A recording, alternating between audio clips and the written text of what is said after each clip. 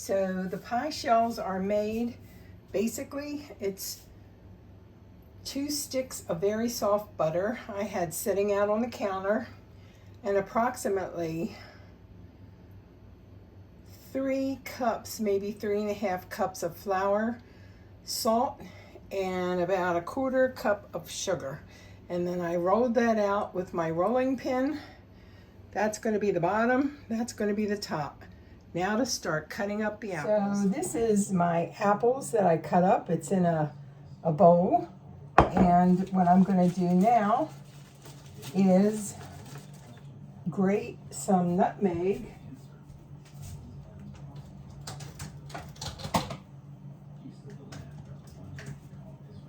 And I'm using the finest little part on here to grate the nutmeg, because I like nutmeg, cinnamon, a little bit of allspice in my apple pie filling. I've got my oven set for 425 degrees because I'm going to start baking the pie at that. And then I'm going to set it back, let's see, after a while to 350.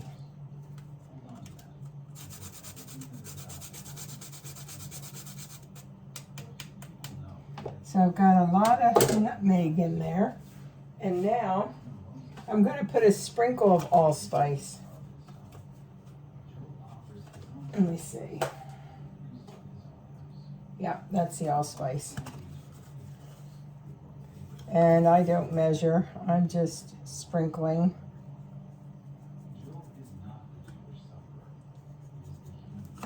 And then I'm going to sprinkle cinnamon.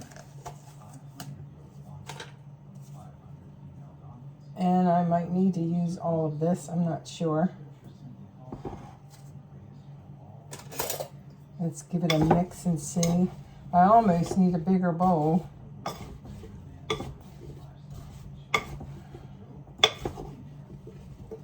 I want all the apples to be covered with the cinnamon, which pretty much they are. I'm going to give a little bit more of a sprinkle here. So I don't know how many tablespoons that is, but I would just say sprinkle until you can use a spoon and mix it up and cover all the apples with cinnamon.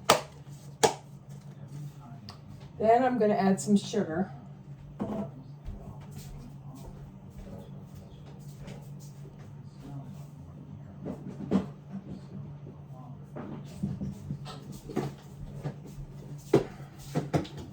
And again, I haven't measured anything in my apple pies for quite a while.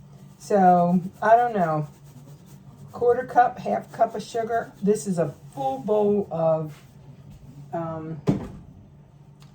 apples. So, I think I cut up about 12 or 15 apples. They're a mid-size Macintosh apple. So,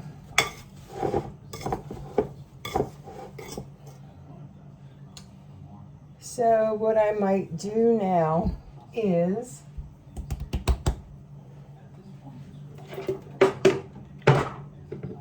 take this bigger bowl and pour this mixture, just so I can make sure the bottom has all the spices.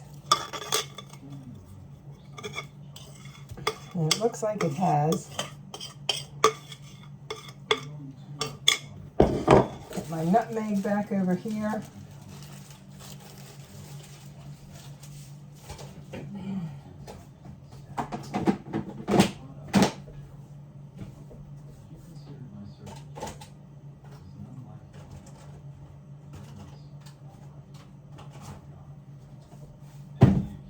And now, what I'm going to do is probably be impossible. I'm going to take this bowl and try and get all of this apple into my pie crust, which is not going to be easy.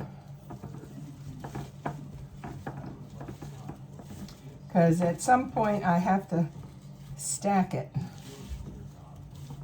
So it's nice and big. Oop. Yep, there's one. That's a lost one.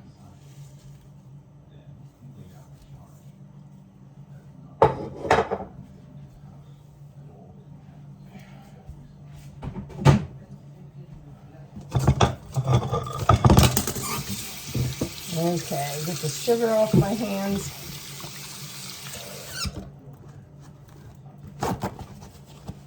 And it looks like I've got the apple pie stacked up.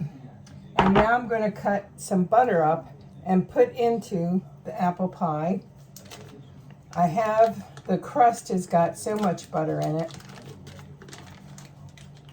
But I want a good bit of butter.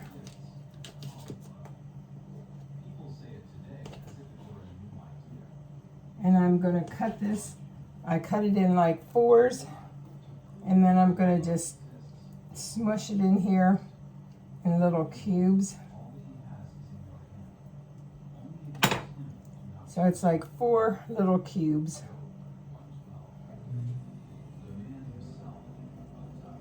I tell you what, I just love my apple pie. All right. So that's a good bit of butter.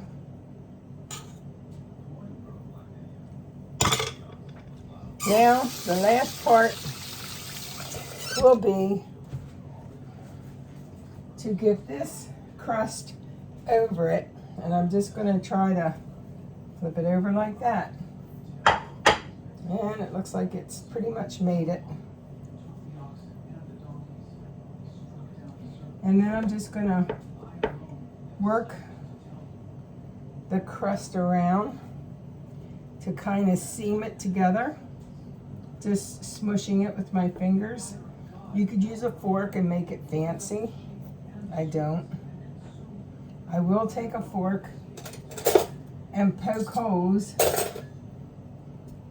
to let the steam out as the apples cook.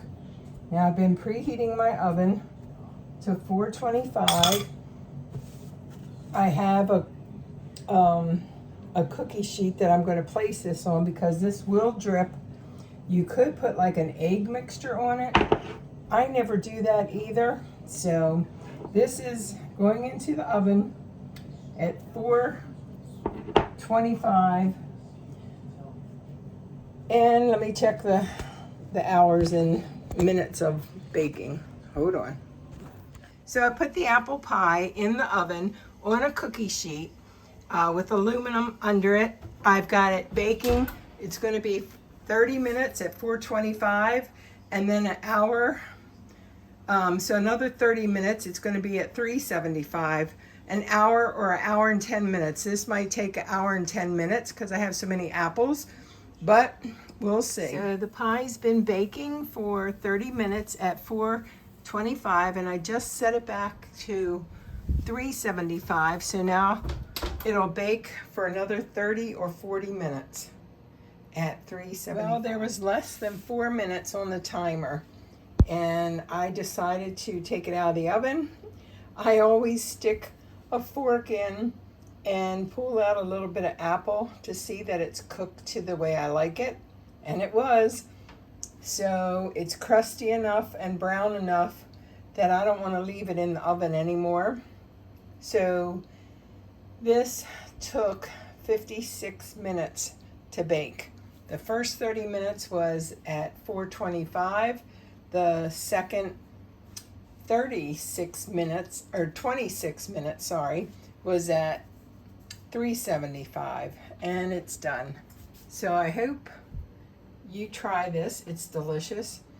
Those are very tart apples, and I'm just wondering if I should have put more sugar in, but I like tart apples, and that's why I grew a McIntosh apple tree, because that's what my grandfather had, and I don't know there's so many different kinds of apples.